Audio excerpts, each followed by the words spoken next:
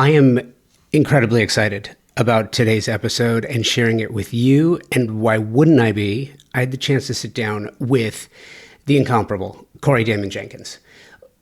We covered a ton of ground, from how Corey manages multiple design projects and prioritizes what matters most, to his inspiring journey from starting his business in the mid-90s to becoming one of the most respected voices in interior design today.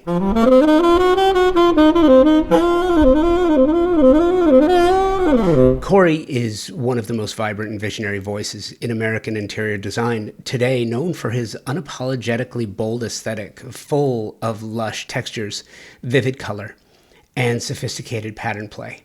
Jenkins brings more than just beauty to the spaces he creates. His work is joyful and playful and aspirational, infused with a sense of personal integrity and a deep understanding of how interiors can enhance the way people live and feel. You've heard me tell you about this for years. I feel this, and I feel it from him.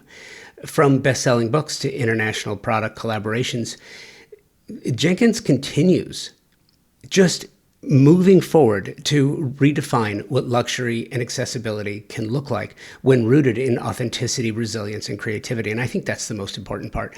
It's not about the luxury. It's really not. It's the authenticity, the creativity, the resilience.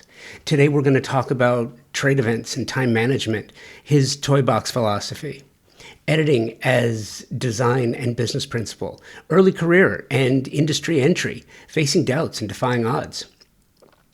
And who that's truly successful hasn't had to defy odds in their career? Corporate to creative, and how a risk paid off, rejection and resilience, knocking on 779 doors. You'll hear more about that. A creative theft and reality of dupes. We all deal with it. Licensing strategy and brand diversification. Staying hungry. The myth of making it. Leadership and team building. Values over vanity.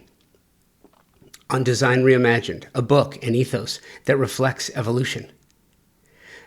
It's amazing. I love this conversation. I think you will too, and we're going to get to all of it right after this. At the highest level of design, the absolute best specifying designers, architects, landscape designers are all highly focused on the technology and performance of products and materials today. You have to, because the products you specify for your projects have to perform and they have to last. That's one of the reasons why I am so proud to be working with TimberTech. Their focus on the technical renaissance of synthetic decking is literally changing the conversation about innovation and performance. It pulls focus on three priorities homeowners have and expect from the products their designers and architects specify for their luxury projects. 1. Aesthetics must match the overall design and fit visually. 2. Durability and maintenance. I've told you about my board flipping stories from my own wood decks. Clients not only want beauty, but they want ease and ease of use, and they want it to last for decades. 3, sustainably made. Clients are more conscious of the environment now, and they want the same of their materials.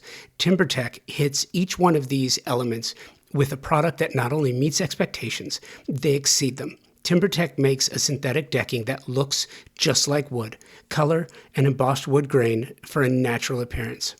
Their composite decking is technologically superior, as it has been created to last for decades, and it's manufactured with up to 85% recycled material. Their advanced PVC, vintage, and landmark collections have a Class A flame spread rating, making these products an amazing choice for wildfire-prone areas, which unfortunately continues to grow on the risk map. Check the show notes for more information about this and to find the nearest showroom or lumberyard where you can find TimberTech, or you can check them out directly, timbertech.com. So you and I met for the first time at KBIS. It's funny because we've spoken before.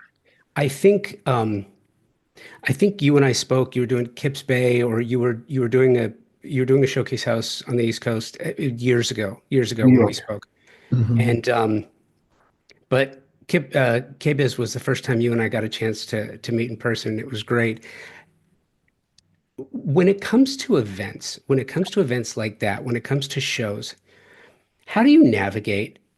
Because we're going to get into your schedule and Mhm. we're going to get into what you do, and it's kind of insane. How do Um, you how do you navigate the events and doing those kinds of, call it trade building, mhm. that you have to do as part of the gig? How do you navigate that as part of what you do as an overall designer?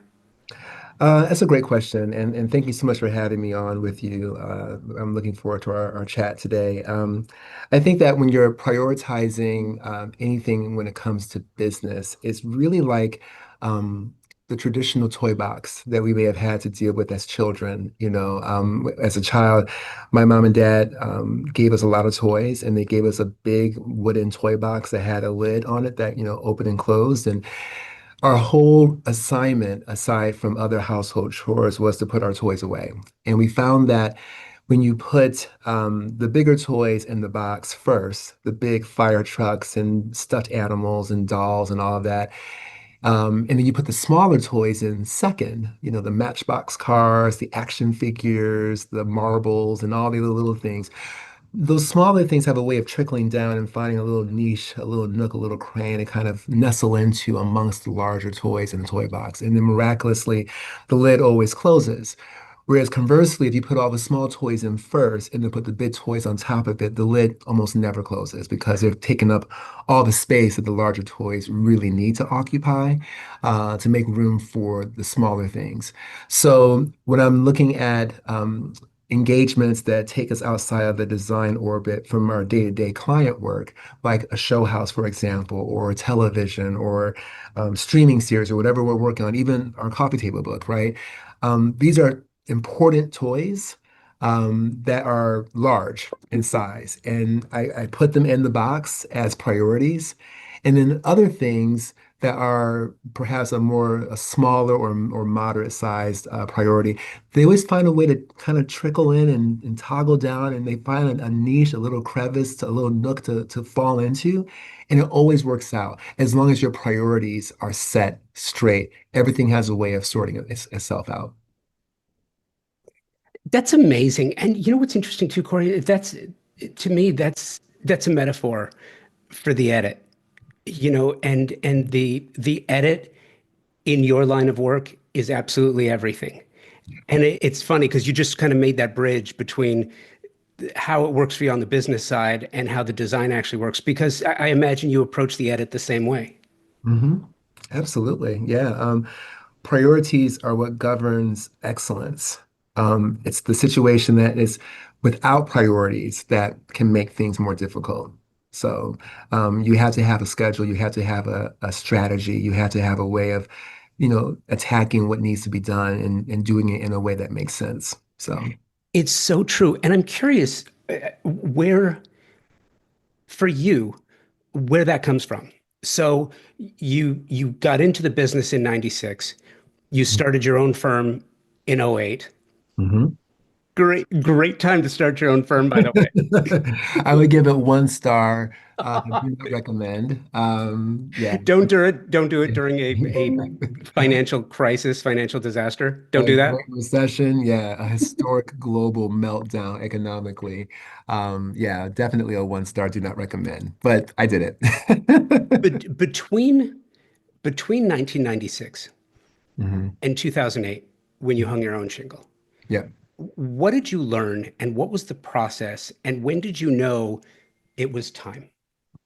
Well, I think that in 96, when I first started pursuing interior design and studying architecture and drafting and the world of beauty that design and decoration presents as a career, I was very much under my father's influence in terms of what he deemed to be a real man with a real job. And he just did not see a man of color like myself being successful as a business person in interior design.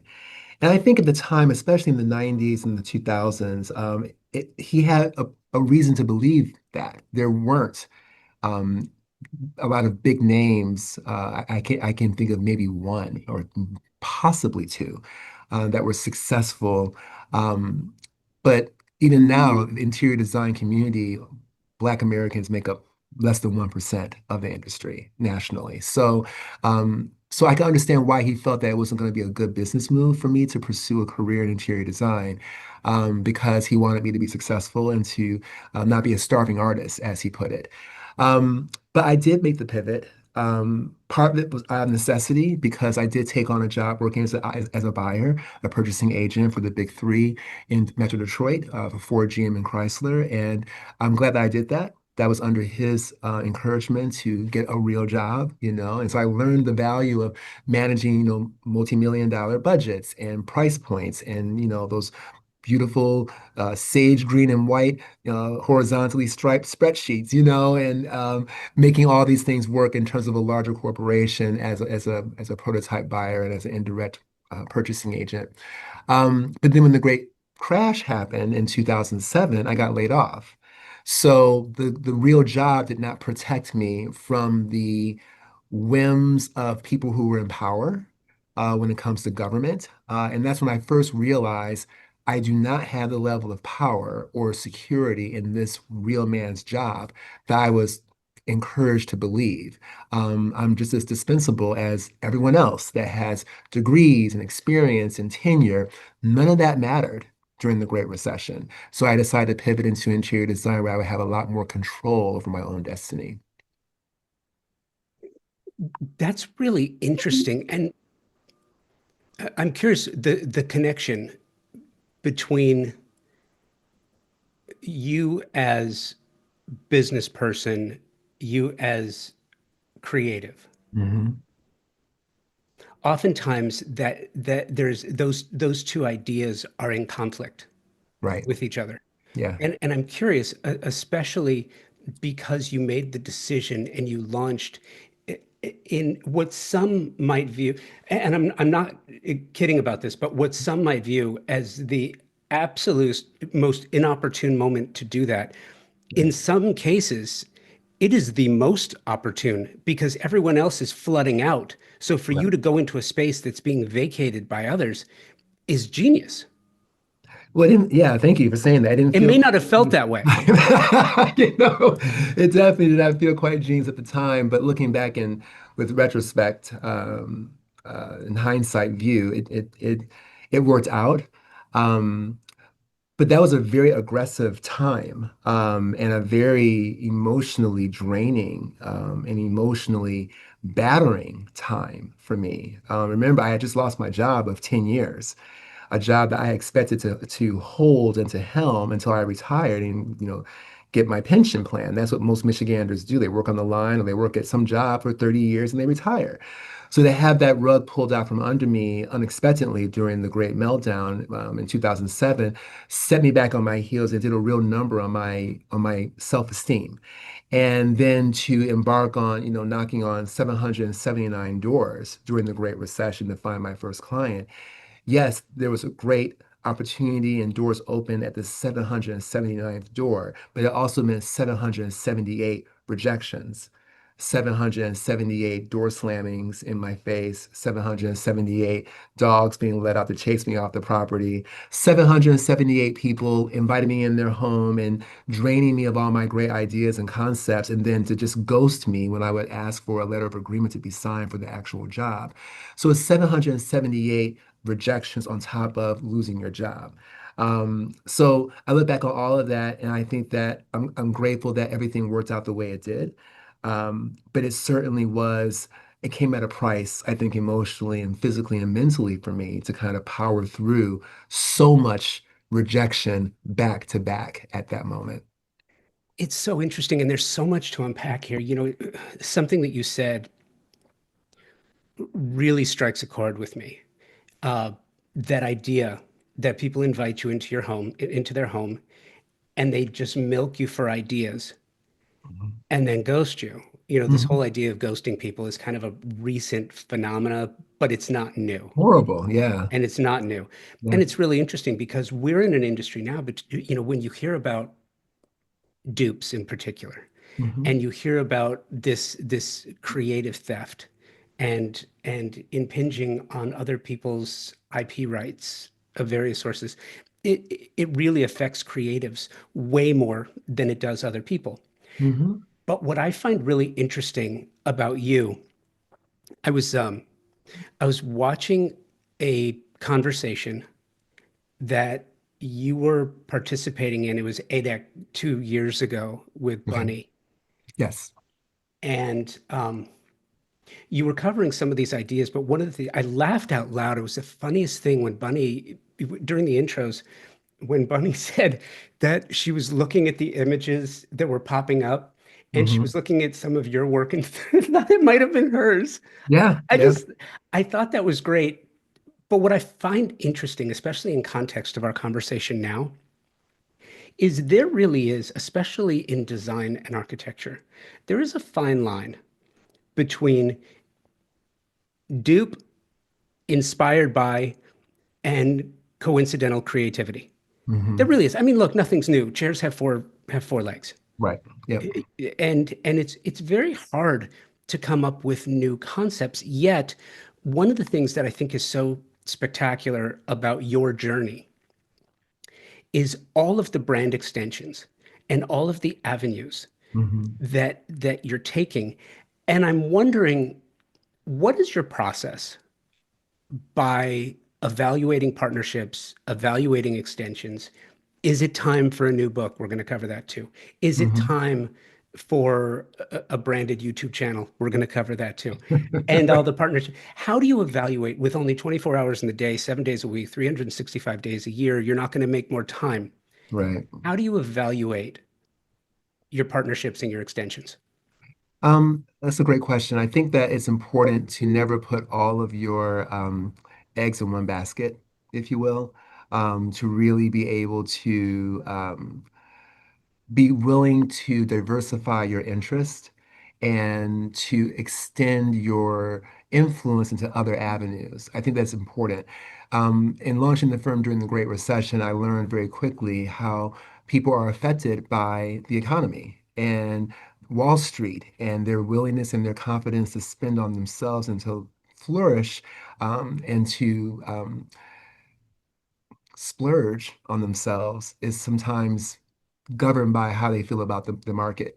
So I learned early on to never put all of our ducks in the row or in the basket with residential clients. There's too much unpredictability, there's too much uncertainty with that as a foundational element to build solely from, in my personal professional opinion. So that's where the licensing and other avenues come into play because it keeps our firm its interests and its reach very diverse and extended beyond the traditional residential client model. And it's proven to be very lucrative for us to have various avenues to work within. Um, I think it's important to partner yourself with licensees who have a worldview that parallels or aligns with your own. Um, all of the companies that we've worked with, like Kravet, for example, or Hancock and Moore and Maitland Smith, they are owned by families who are essentially dynasties, hardworking small businesses that grew from nothing and built something special from nothing. I can identify with that. I think they identify with me. Yes, we're all successful now, but we started off small and really working hard to go against the grain. So I look for that as a characteristic. Even with our new licensee that we just announced last week with Eichholz, when you look at their story and how they've grown, they are a Netherlands-based company, and they're looking to expand their reach beyond Europe. They want to come to the States. They've now, I think, opened 7 or 8 showrooms here in the States, but they have over 100, I think, 15 showrooms globally, right? And now they're targeting the US as a new frontier to expand their interests. Well, I'm the same way. It's like their way of knocking on 779 doors, one door for them being the United States market. I'm going to be a doorway for them as a licensor to introduce their brand as a design collaboration to the masses here. I can identify with that and appreciate that go get them busting down opportunities and making things happen. I really can appreciate that. Put this in context for me, because I speak with a lot of creatives at every level Mhm. of career. And it's interesting to me because I want your take on this. The more I speak to, the more it's really fascinating for me to hear many new designers feel like those who have reached a certain level of success no longer have to struggle, Mm, that they don't have to work as hard to get new clients, that they don't have to work as hard for new partnerships, that they don't have to work as hard to get press. mm, And I think that there may be some truth to that, mhm, but I'm curious if it feels that way for you, or, in times like we're in right now, mhm, if that kind of draws you back to '07, '08, mhm. and you have to kind of put on the blinders again and get back to the hustle. Yeah, I mean, I've chosen to never leave the hustle. There's no getting back to it for me. I've stayed with it, and my team will tell you, we run this enterprise here as if we have nothing. Even though we've been very successful, I I operate from a place of adventure and a place of ambition rather than a place of abundance. Abundance can come from ambition. So you have to stay hungry and you have to stay humble. Those are the two H's that we live by here, three H's if you want to also include honesty. My team knows that even though we are flush with opportunities, we have great client projects, we have a lot going on. And yes, we're getting a lot of client calls, even right now during this crazy, unpredictable time, we're still getting great calls for business. But it's because we never stopped hustling. And perhaps there are other designers who are different than me who they have other circumstances. Maybe they have generational wealth that's been passed down to them from very wealthy parents and family members, and this nest egg, this safety net that if their company does well one year, it doesn't, they're not really hurt financially. They can float along just fine. Maybe they have clients who are willing to pass them along to other clients, or their clients have so much going on that they're just this is a constant flow of work. Maybe their overhead is smaller. And so therefore the responsibility is just simply not as great. But I have a huge overhead here. I did not come from generational, wealth. I had to build everything I have from scratch. So I have never left the hustle game. If anything, it's like Notorious B.I.G. rapped in 1996, or whatever it may have been 98. More money, more problems. So the more money you make, the bigger your clients are, the bigger the projects, the more prestige and television appearances. It exposes your brand to more eyes, but also brings more challenges, more responsibility. The more people you hire, higher salaries, cost of living, New York City, healthcare. Um, if the president of the United States rattles the economy with the decision that he's made for whatever the reason might be, everyone's affected by in some way. And so if you've not insulated yourself and made your firm recession proof, then unless you have that hammock underneath you that you can just fall onto comfortably financially, you're gonna be in a bad place. So we always act as if the world's gonna come to an end, even though it's not. We just work hard as if it were. It keeps my staff and I secure financially. I think it's very important. I want to drill down on that a little bit because I think it's interesting talking about, you know, building a firm and developing a firm and growing a firm means hiring and bringing in others. And I'm wondering about your process. Hmm. Once you create an ethos, it becomes very challenging to defend that and move it forward when you rely on others who have to be flag bearers for Hmm. for you. How do you hire? How do you evaluate? How do you drill down on those conversations to make sure? Because there's one thing, hire slowly, fire quickly. Isn't that Yeah. what they say? Mhm. Yeah. Um, how do you make sure that you don't, or how do you do the best you can to make sure that you don't have to fire anybody? I think that the first step for me is really taking my time during the vetting process. We don't rush it. Sometimes we've done up to 4 or 5 interviews with one individual just to make sure they're really the right fit. I ask a lot of questions, obviously as part of the interviewing process, but I want to see is the energy consistent from one interview to the next. Does the person get a bit more cocky and a bit more, overconfident as the interview goes on, or as multiple interviews go on? If the potential employee comes in naturally nervous and they're nervous the whole way through from every interview, that's giving me a snapshot into their soul that they're probably a very humble person and they don't think they've got this. A person that thinks they've got this from the beginning is probably not going to stay put very long, or they're going to think they're going to get something else as far as a different position or even take your job one day. So I think it's important to really work with people who are humble, who have a good head on their shoulders. The design techniques and the talent, that's important. Don't get me wrong. The aesthetics and the skills, education, being proficient with different software, that's all very important to me. But the number one thing that I think I look at these days is character. The character has to be on point. You also can't have too many introverts or too many extroverts. You have to mix and match personality types. I've asked employees or candidates, what's your star sign? I don't want a whole team of Aries. I don't want a whole team of Libras. I don't want a whole team of Scorpios. Like there are energies that you have to kind of tap into, personality types. Are you a ENFP, a ENJ, whatever? Like I want to know all of that because you're producing a cast of people, like casting a movie, and the cast has to get along. There has to be leading actors and supporting actors, and they all have to understand and love the role that they're in versus coveting the role of other people. And in New York City, there are a lot of posers here, a lot of people who try to project themselves to be one thing and we find out later they are woefully underqualified or incompetent in the role. So I'd rather us take our time, really vet them out, do a thorough background check, call all the references. Um, and I even test them sometimes too, Josh. I had one potential employee.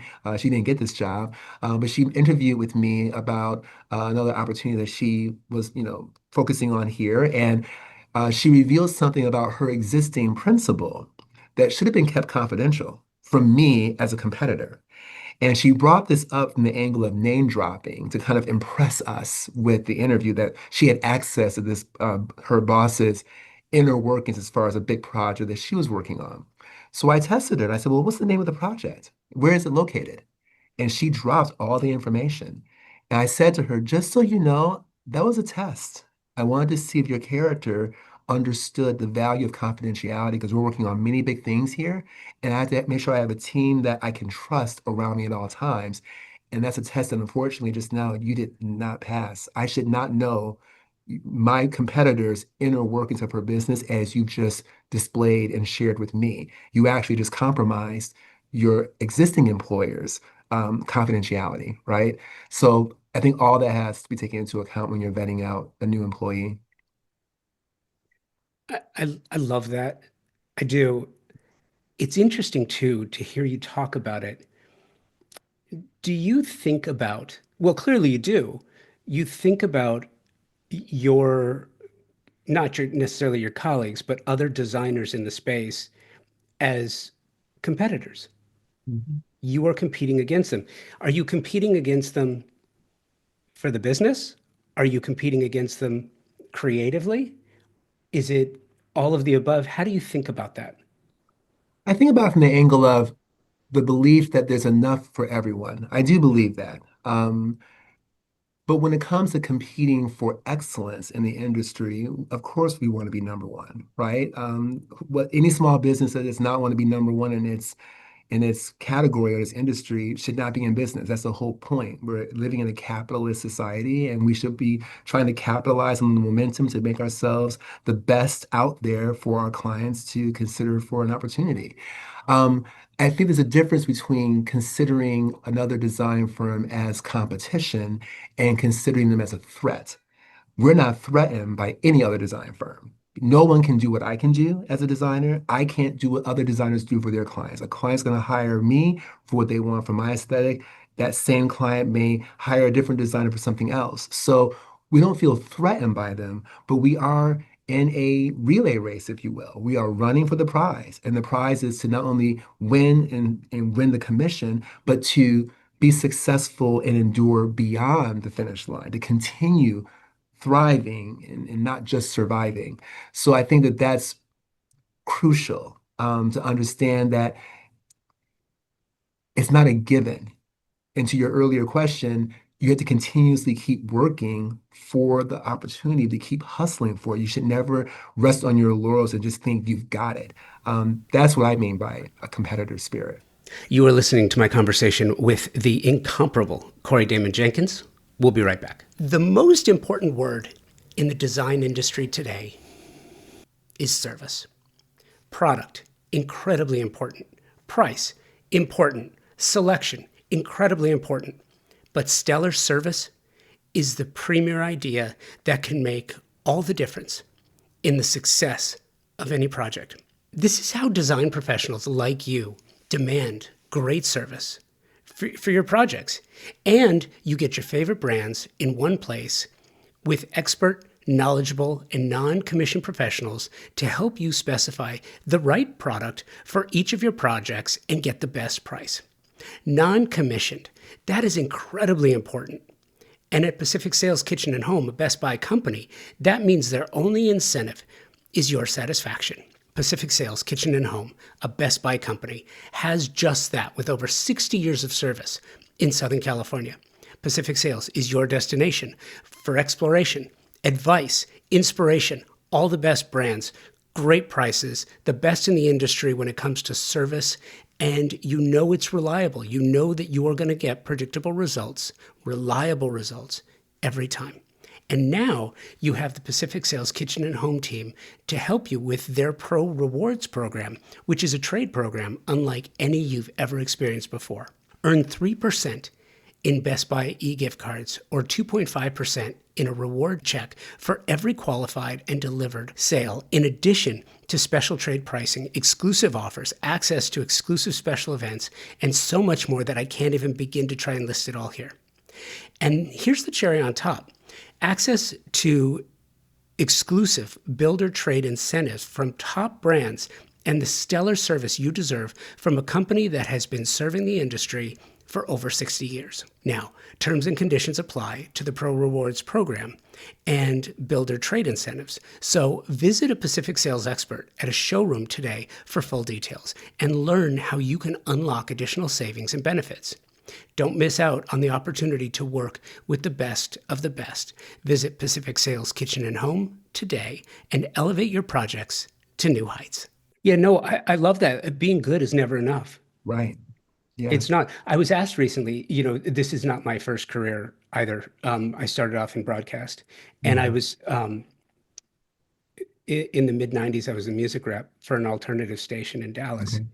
And I learned so much about the music industry, and I'm still surprised when I speak with some designers who don't think about this as a competitive industry. They think, Mhm. well, I do what I do.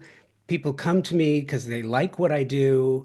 They don't realize that they like what five other designers do too. And you may Right. have gotten the gig because you just charge less, Right. Exactly. or because you were willing to give them your trade Designer discount. discount. Right. You Yeah. know, Yeah. in the music industry, it was so interesting. Big bands don't start as big bands. Van Halen didn't start as Van Halen. You talked about Biggie. Mhm.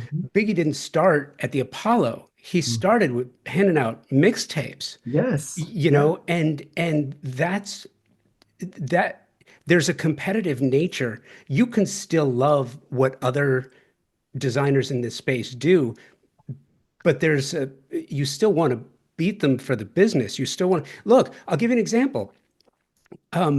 Magazines today. Like, I will be the first to tell you, I love trade publications. Mhm. I do.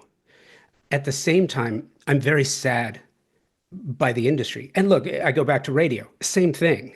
Yeah. Same thing. Big media, it's the same thing. Because there's been this democratization of publication and publicity. You have a social media channel. If you have a social media channel, a website, and a YouTube channel, you're a publisher. Right. Pretty much. And the magazines have all scaled back on their contributors and their editors and their writers and their paging, and there's, the And add the to edit, quality. the quality and the add to edit ratio, which to me, it puts a greater responsibility on you because now you can't rely on them to come out and shoot your projects. Hmm. You have to shoot it. And You by do it shooting, yourself, yeah. say, and by shooting it, you may get that spot because you gave them the art. They don't have the budget sometimes to shoot it, and so you're right. You supply the assets, and they just, as long as it's editorially shot that fits their aesthetic, they just drop it right in. You know, it's a game. You mentioned like with music, one of my favorite girl groups of the 1990s was SWV, Sisters with Voices, and they came out at a time when there was a lot of girl groups and also a lot of boy bands on the charts at the time. You had TLC, you had SWV, you had In Vogue, you had just, all these girl groups, and they were all vying for the top of the charts. And when SWV came out, they had a lead singer named Coco, and she had a very unique voice, almost like a young child, kind of Michael Jackson-esque as well, and also woman at the same time, very unique. And when they came out, every record label was trying to put out their own version of SWV with another young girl, child, woman, Michael Jackson sounding vocalist. So then you had Escape come out, and then you had 702 come out, and then you had all these other girl groups that all kind of sounded like SWV. They were trying to copy her look and her sound. And so as a result, the Billboard charts became suddenly very crowded with lots of girl groups trying to copy either off of SWV, In Vogue, or TLC. I think those are the three girl groups that kind of set the standard for what the Destiny's Childs would become in the future, right? But it started with having something unique that set them apart from everyone else. And then there were the copycats that tried to create their own distaff version of that. So I think with interior design, it's the same thing. You have a unique look, a unique style. You're pioneering in a new frontier with a visual aesthetic. Then you have copycats that come through and copy and bite off of what you've done and try to make it their own. And then next thing you know, the industry, like those Billboard charts, is flooded with imitators that are trying to get the next version of what you just did. So it is a competition because if you look at a Billboard chart, there can only be one number one hit single on the Hot 100. Only one. You can be top 10, but if you want to go platinum number one, there's only one number one. So in that respects, I consider this a competitive business. It doesn't mean we're threatened by the other people who are on the chart, but we're going to work hard to get to number one. That's really important. Love that. And it's interesting too, because back to Bunny for a second. Hmm. One of the things that I learned from Bunny when she was on the show, it's funny. When I started the show, I used to ask this question, like, so what's your design style? I Hmm. came from radio, so it's like if someone's into Van Halen, then I can name the other nine bands that they love in their top 10, Hmm. right? So I kind of felt like it was the same thing, and I had to learn, and it was through that conversation in particular where I kind of realized it's not a style because you design for your client. Right. What your client wants, you're creative enough and talented enough if it's modern, if it's traditional, if it's transitional, if it's whatever. Hmm. But there's a through line. I call it a fingerprint. Right. And to me, the fingerprint back to music is like if someone's gonna play guitar like Eddie Van Halen, Hmm. there's only one. You can be incredibly talented, but you're not gonna be Eddie Van Halen. Right. You can try to play like him. You can have a guitar that looks similar to it. There's a lot of things that you can do, but you talk about the posers or those who kind of try to be that. What do you think is are some of your through lines that are represented in your work? And not that it's matchy matchy or the same, Mhm. but some of the philosophy, the musical notes. What are some of these fingerprints? What are some of these through lines that you think are representative that show up in your work? I would say an unapologetic embrace of color, texture, pattern play. Um, an eclectic, exuberant approach when it comes to really loving a wide range of design styles, a wide range of furniture styles. We always aim to create what I call the fresh continental mix of elegance and modernity. And what I mean by that is a space that is classic as far as the way how it's articulated, but modern in the way how it's presented. So if you have an incredible neoclassical interior with great architectural bones, and maybe you have an egg and dark crown molding and raised paneling on the walls, a very, French or American colonial revival type design aesthetic as far as the structure. I love the juxtaposition of that with a Kagan sofa or a Sarnen table under a very deco chandelier, right? I love the tension point between these very disparate design styles being thrown together into a blender and making something beautiful out of it. Any of those design styles separated from each other, like an all modern room or an all deco room or an all traditional classic room, would be a design that would speak to an era. And you would be able to say, okay, I did that project in the 1980s or the late, 19th century or whatever the case might be. When you mix all the styles together, it almost becomes timeless. The timestamp is removed. You don't know what year we did that. So we aim to create something that will will make people jealous. We like to create interiors that incite jealousy. So beautiful, so maximalist, so sexy, so incredible, so wonderful, so joyful that it makes people envy. And when I say envy, from the angle of, I want that for myself. I want to live like that too. And I think we all deserve to, whatever we can achieve, we should all surround ourselves with beautiful, joyful environments. Was that aspirational intent sort of the motivation behind Design Reimagined? For the book, Yeah. yeah, absolutely. Design Reimagine is very different than Design Remix because Design Remix was more of a theme-driven coffee table book.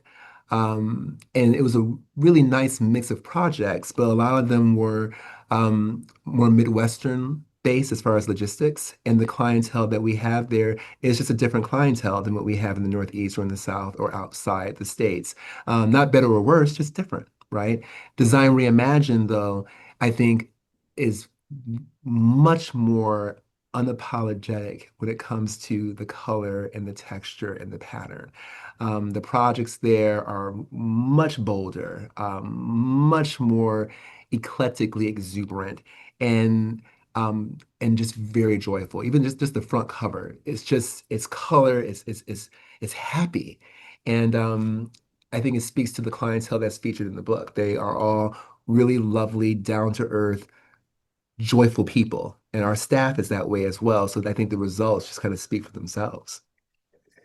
Does attaining success provide you permission to take more chances, to take more risks? Uh, yes and no. In theory, it should, because you've proven it in your portfolio. You can show a client, whether it be a residential client or a big hotel project, you can show them what you've done and how it was successfully, articulated with the project. And now you've a proof of concept, right? Um, but it's still at the end of the day, the client's project is still their home. And if they are more laid back, more conservative, more, in the safe zone, which is totally fine, you're not going to be able to go as far with that particular client as you would with another client. That's why we don't try to push a look like a CDJ look on any clients. We don't have necessarily a look. We have a vibe, I would say. We have an approach, but our projects are very diverse, and Design Reimagined will really show that. I think more than Design Remix, it's a real wide range of aesthetics in this next book, from super modern and clean and gray and beige and taupe to maximalist and every color in the rainbow. It's a really nice spread. And I think it represents how bold or conservative the clients were that were involved. How do your books and the YouTube channel and Hmm. your Instagram and all of your media work into the brand ethos, um, what is the level of consistency that you try to keep across all platforms? Or is this an opportunity for you to explore and experiment? We try not to experiment in public. We try to come with a cohesive packaging. In fact, the meeting I was in before I joined the podcast with you this morning, Josh, we were having a meeting with our social media coordinators and our graphic designer, Lindsay, who is fantastic. And coordinating their efforts. Some are working on Design Reimagine the book as far as the rollout with our PR team. Some are working on Design Reimagine the series on the YouTube channel. And so the channel series and the book have the same title, but we're using different fonts because the font that we use for the front cover of the book is great for the front cover of the book.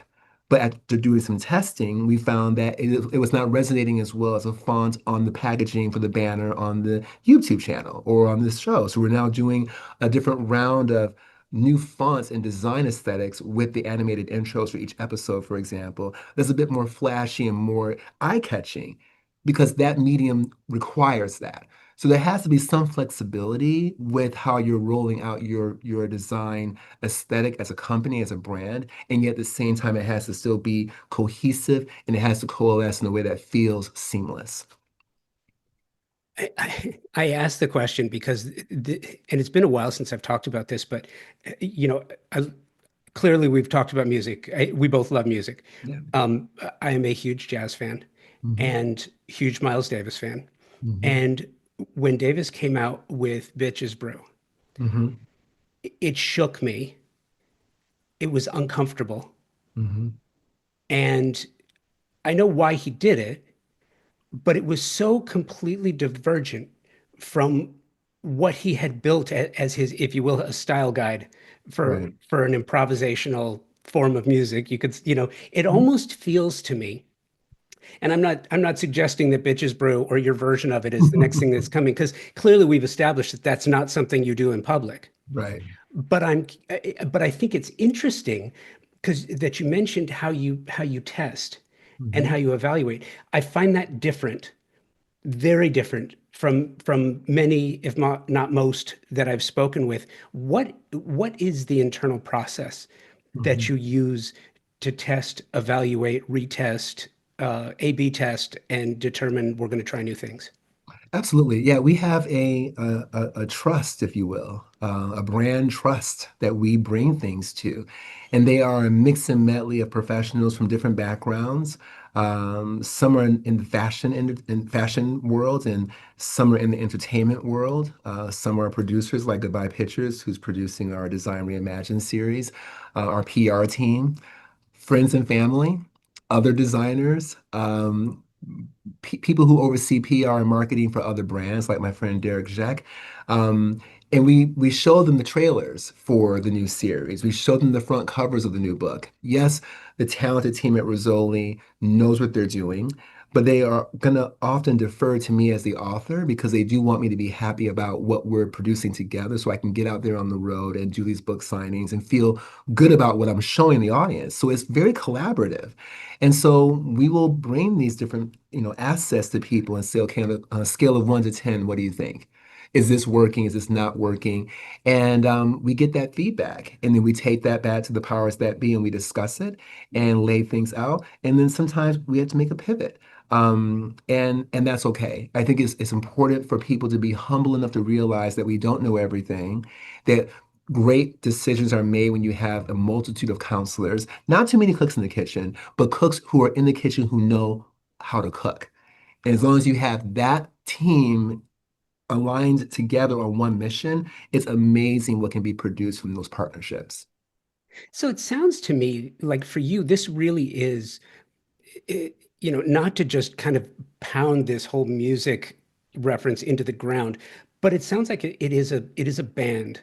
Mhm. It is a group of complementary creatives and participants. Yeah, Because yeah, if you had a drum circle, you'd get one feel, but you're going to miss out on so much more.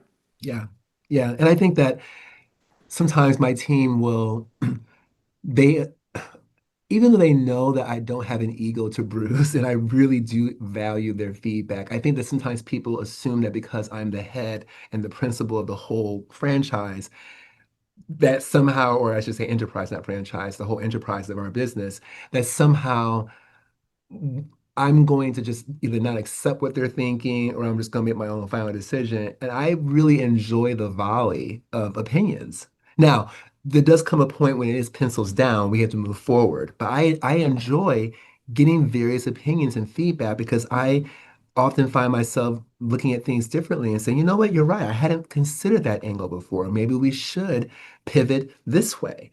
And and I'm fine with that. So I think you have to your earlier question about how do you hire, you have to surround yourself with people who are equal parts humble to let you take the lead and equal parts confident and ambitious enough to speak up when they think you're about to make a mistake. And a lot of times people surround themselves with people who are too extreme of one and not enough of the other. And they end up making disastrous business decisions. So we try to avoid that here. That's admirable. I think you should always try to avoid that. It's interesting too, though, something that you said. I'm curious about your ability to accept criticism. Mhm. Do you think that's kind of a leftover? Is that who you are and who you've been since youth, or is that kind of a leftover from knocking on 773 doors?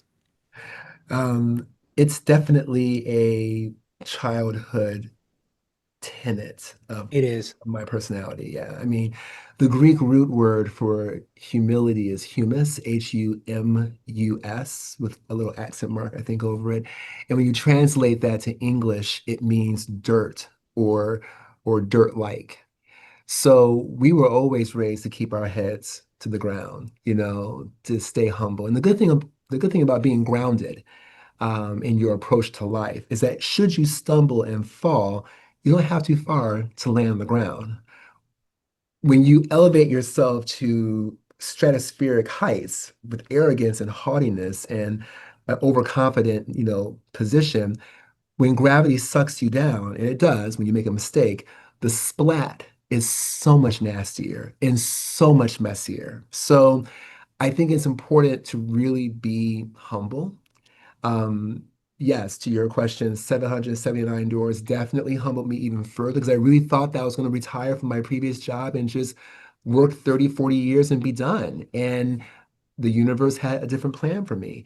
It takes a lot to go out there and knock on strangers' doors, to humble yourself, to accept rudeness. There are people out there, Josh, who are bottled up, you know, refrigerators of hate and anger and frustration. And if you come on their doorstep, you're now eligible for a complete unleashing of all of their toxic behavior. And I got a lot of that in that situation, in that door knocking, grassroots campaign. That was hard. But it built, I think, in me some character to continue remaining humble so that when the great client came at door 779, they were so lovely and so wonderful. The reward came in, the ship came into the pier, and it was perfect. I had earned at that point the blessing because the universe had taught me a lesson. Never get too complacent, never think you've got it all figured out. We will shake you up, but if you remain humble, you will land on both feet without as much of a splat. How miserable would you be if you were that 40 years of pension and a watch guy? I was very unhappy even with that job. Yeah, I I'll imagine. admit that. Yeah, I mean, I was designing like executive offices and lobbies and signage, but I was also ordering office supplies and, fertilizer for the lawn. It was a whole range of design-esque purchasing responsibilities, but nothing that was nearly as creative as what I'm doing now. I was phoning it in, especially those last 2 years, I was kind of phoning it in. It was like becoming like by rote, like a monotonous routine, like a hamster on a wheel. I was in that corporate hamster wheel moment. Um, I was also really unhealthy. I was 230 37 pounds at one point. I'm down to 165 now. Yeah. Um, but uh, but at the time I was just eating badly because I was depressed and unhappy, unfulfilled. I was not working out in the gym. Um, so I may have been making a lot of money, but I wasn't making a lot of healthy decisions in my life. So definitely being shaken out of that momentum, I think, has helped me spiritually, emotionally, and also physically. Do you think part of that has to do with the fact that what you do now is making better the lives of those who live in the spaces that you create? Yeah, I'm like a design doctor, you know. I had to prescribe medication visually to make people feel better about themselves and their environments. And I would never prescribe anything for my clients I would not prescribe for myself. So when you come to my office or my homes, they all look at the same level as my clients because I want them to know that I really do stand behind this testimony as it pertains to living a great, beautiful life. Whatever your budget might be, to the extent that's possible, surround yourself with things that are beautiful. Um, but it's also you're taking on a lot of different hats, Josh. You are a designer, obviously, but you're also a therapist. You are a financial advisor. You are a friend to the client. You become all these different things to them because you become a confidant. You get exposure and access to very private matters in their lives, and you become an ally for them in their lifestyle. It's a wonderful privilege to be able to have that. Those connections, and they are long lasting even beyond the conclusion of the project. You mentioned ICOLS and the partnership Mhm. with them. Will you walk me through the process of the creation, of the creativity of, because it's one of those things, it's, every designer at some point wants a line, wants a magazine article, wants a TV show on HGTV, or some other outlet that they can express themselves in a fourth dimension, right? Yeah, But yeah. with this particular partnership, it's one of those things too where it's forever. You create a product, and the product is attached to your name. It's forever. What was the process like? Well, we have been customers of iCoast for quite some time. We love their lighting. We use it in our client projects all the time. They make beautiful things, and I think that that's part of the process is their relationship. A licensee is not going to brand with a licensor. There's not some sort of sales history. Like how can you really be an advocate or a champion for a brand that you yourself have never purchased from? I think it's very difficult to do that. So I think that was part of it. We had been partners with them when there was no financial gain or benefit to us aside from putting their beautiful product in our clients' homes. So they saw that alliance and that partnership in our brand before they approached us about doing the licensing agreement. I have been sketching light fixtures and designs for lamps and chandeliers and sconces. I had 98 families of light fixtures I have been drawing since 2017. And when I say families, Josh, each family has portables, a table lamp, a floor lamp, a sconce or two different derivatives of that, a chandelier or two or three different configurations and sizes of that, flush mounts, and semi-flush mounts. I had drawn 98 families of all of those fixtures. So you have hundreds of designs, right? All drawn by hand, sketched and influenced by a wide variety of ancient and more modern influences. And so when they approached me about this collection, I was like, well, actually, I actually have something to show you right now if you want to take a look at it. And I showed them, I think we showed them 60 slides of concepts. And I didn't let them take anything home. You never give your potential licensee your actual sketches without a signed contract. For those of you who are listening, never do that. You want the contract first because that shows a commitment on their end. Because let's be honest, all a designer company has to do is tweak your design 10% to be able to legally say it's mine. So you don't want to give any competitor your creative IP until you have an actual legal commitment and contract in place. So we showed them everything virtually on a Zoom call, and they loved it. And they're like, we love to move forward. Let's talk about a partnership. They submitted the contract to us. We negotiated everything out. They were so lovely. We got married on the legal contract. And then I gave them the 60 slides of designs. And then they went through, Josh, and curated the designs that they felt were the best reflection of where iCoast wants to go with some modifications. Some were translated exactly as they were on the sketch. Then others they translated to bring the price point to a place where it could be affordable or where freight and shipping, especially with all these tariff situations now, would be amenable to the design. Um, and we have, I think, 35 SKU numbers for the first launch in January, which is a pretty robust offering considering that's the first wave of a, I think we have a 7-year deal. So we have some time with them. That's amazing. That's amazing. And yeah, 35 SKUs. That's healthy. That's really cool. Congratulations. Thank you. Um, how you brought up tariffs, and I'm glad that you did. Hmm. It's funny because a lot of people will think, well, the wealthy clients who are doing design don't really pay attention to cost. So adding 145% from China or 20% from another country or 40% from another country, it's no big deal to them.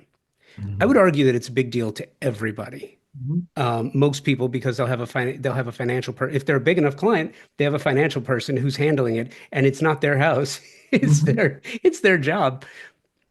How are you navigating these completely uncertain times? It's got to be like roller skating on marbles. I mean, Yes. how do you how do you navigate this? There are some that say, well, we're going to start front loading all of our purchasing decisions, and that was great, but now that's over. You can't do that anymore. Well, we're going to start respecifying to countries that have lower tariffs. Well, what if they don't have the product you want? There are so many different options, but not everything works for anybody, and certainly it doesn't work for everybody, but you Hmm. have to keep trying. Hmm. How, what's your thought on this? What's the practice? What's the approach? The approach for us as a firm has been focused on being calm and considered with how we approach this with our clients. What has been done, and I'm not going to get into politics as far as, deep political spectrum. I don't think you have to be a Democrat or Republican or independent to look at this objectively and say that the way how it has been rolled out has been erratic. I think everyone can look at that, no matter what I think that the end result, the goal makes sense. We do want more American-made manufacturing. We do want to have more opportunity in this country. Absolutely. Full stop. 100% approval of that. That may take 10 years to get us there as far as to build the infrastructure for that end game. In the meantime, you cannot take a machete and just chop down what works and what also doesn't work. You have to have a plan. And the tariffs, enacting them, rolling them back, enacting them, backing away, that just rattles people's confidence and it makes them jittery. So what we've tried to do is be calm, to be a source of calm for our clients because they are looking at their financial portfolios. And let's be frank, when things are going crazy with the Wall Street and the stocks, yes, a person may be very wealthy, but if you're losing, $50,000 a day in your portfolio because of the uncertainty, that $50,000 is going to come out of perhaps a project or a furniture budget or something else. So it does impact even the wealthiest among us. They may not say so, but it may simply be them saying, you know what, we're going to just pause for a minute. Well, for small businesses, a pause for a minute could be a year or two. To them, a minute is not a big deal, but to a small business, it is. So I think it's important that we as small business owners are calm and collected, that we are proactive in how we approach the conversation with our clients, that we are transparent. You should be transparent in all your business dealings, no matter what it might be. But with this, say, this is how we're going to handle it. We're going to absorb this percentage of this increase. And then after that, we'll have to pass on the cost to you. Also, this furniture order we're about to place, there are some components coming from China. Um, since we have a 90-day stay on this situation, you might want to place that order right now because 90 days from now, we may be in a different world. And you'll be surprised, Josh, how quickly clients appreciate the the transparency and how quickly they send in those checks to pay for that furniture because they don't want to get hit with a 125% increase.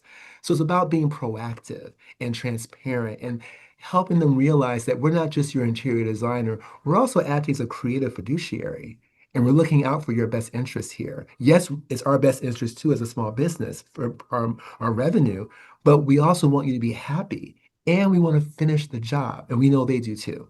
So just be calm in a time of crazy. Speaking of which,